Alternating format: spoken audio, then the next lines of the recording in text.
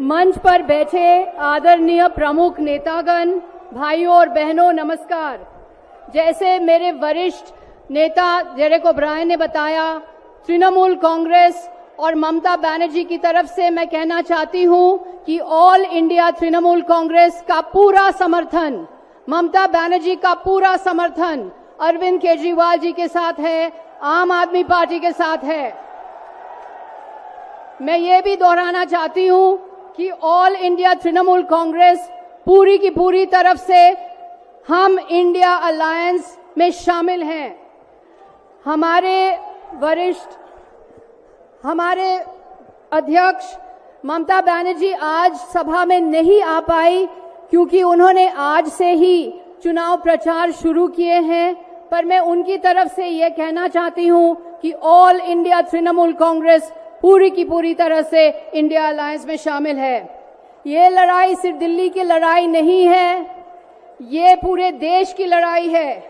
तानाशाही के खिलाफ लड़ाई है। मोदी जी की झूठे गारंटी, मोदी जी की गारंटी जीरो वारंटी, इसके खिलाफ लड़ाई है। हम जानते हैं कि आम आदमी पार्टी और अरविंद केजरीवाल जी के सामने एक बहुत बड़ी चुनौती है। चुनाव के समय है और इस समय आपके लोकप्रिय नेता को जेल भेजा गया है। ये तानाशाही है, लोकशाही नहीं है, जनतंत्र नहीं है। मोदी सरकार के पास एक यंत्र है जो विपक्ष को कुचल रही है और इसका नाम है ईडी। ये है दुनिया का सबसे बड़ा वॉशिंग मशीन। एक विज्ञापन था निरमा पाउडर का, जो दूध सी सफेदी निरमा से आए। तो ये है कि जो भी बीजेपी के अंदर, भाजपा के अंदर चला जाता है तो एक दूध सी सफेदी छा जाती है उनके ऊपर।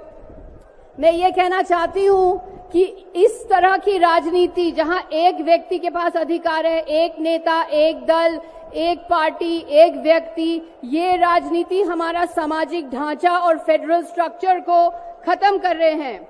हर राज्य के कुछ न कुछ खासियत है। बंगाल में हम देखते हैं कन्याश्री, रूपश्री जैसे प्रोग्राम जिन्होंने महिला को आगे बढ़ाया। जैसे आप जानते हैं ममता बनर्जी हैं हमारे देश के एकमात्र महिला मुख्यमंत्री। तमिलनाडु ने मिड डे मील स्कीम दिया, तेलंगाना में राइतु बंधु स्कीम है, केरला ने 100% लिटरेसी प्राप्त की, केजरीवाल ने मोहल्ला क्लिनिक्स बनाए, सरकारी स्कूलों को दुरुस्त किया, आपकी बात सुनी, आपकी समस्याएं को सुलझाने में पूरी कोशिश की। लेकिन मोदी सरकार सिर्फ अपनी राय सुनते हैं और अपनी मनमानी करते हैं, किसी की राय नहीं लेते, राज्यों के जो खासियत है वो स्वीकार नहीं करते। बंगाल के गरीब कल्याण पैसे नहीं मिले। 4 लाख करोड़ केंद्र सरकार ने बंगाल से लिया है, पर 1 लाख करोड़ बंगाल को मिलना है। केंद्र सरकार की तरफ से बंगाल को नरेगा के पैसे नहीं दिए गए। 59 लाख नरेगा के श्रमिक को वेतन नहीं मिले। 11 लाख लोग बंगाल में बेघर हैं क्योंकि केंद्र सरकार ने पैसे नहीं दिए। 2021 के विधानसभा चुनाव के बाद भाजपा सरकार ने बंगाल की पैसे रोक लिए हैं। यही है गंभीर सच्चाई। पैसा कहां जाता है? पैसा वहां जाता है जहां सरकार को गिराना है, जहां विपक्ष का सरकार को गिराना है, जहां एमएलए की खरीद फरोख्त होती है। बाढ़ पीड़ितों के पास पैसे नहीं जाएंगे, गरीब कल्याण के लिए पैसे नहीं जाएंगे, सिर्फ एमएलए की खरीद फरोख्त के लिए पैसे जाएंगे। ये एक नेता, एक व्यक्ति, एक पार्टी, एक दल की राजनीति से हमारा देश का विनाश हो रहा है। कीमतें बढ़ रहे हैं और मैं आपको एक चौंकने वाला आंकड़ा सुना दूं। देश की 70% आमदनी केवल 10% लोगों के हाथ में है। 50% लोगों के पास सिर्फ 3% आमदनी है। ये है एक भयंकर असमानता। तो सारे कीमतें बढ़ रहे हैं। दूध का दाम 61% बढ़ा, टमाटर का दाम 115% बढ़ा, तूर दाल का दाम 120% बढ़ा।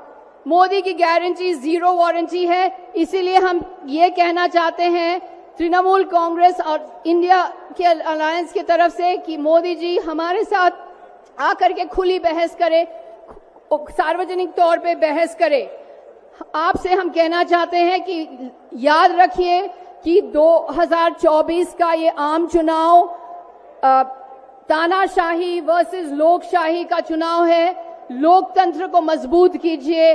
जो भी प्रत्याशी बीजेपी को हरा सकेगा, बीजेपी को टक्कर दे सकेगा, उसको वोट दीजिए। ये है हमारा गौरवशाली लोकतंत्र, हमारा प्यारा लोकतंत्र, हमारा मशहूर लोकतंत्र। इसे खत्म मत होने दीजिए। जय हिंद, नमस्कार।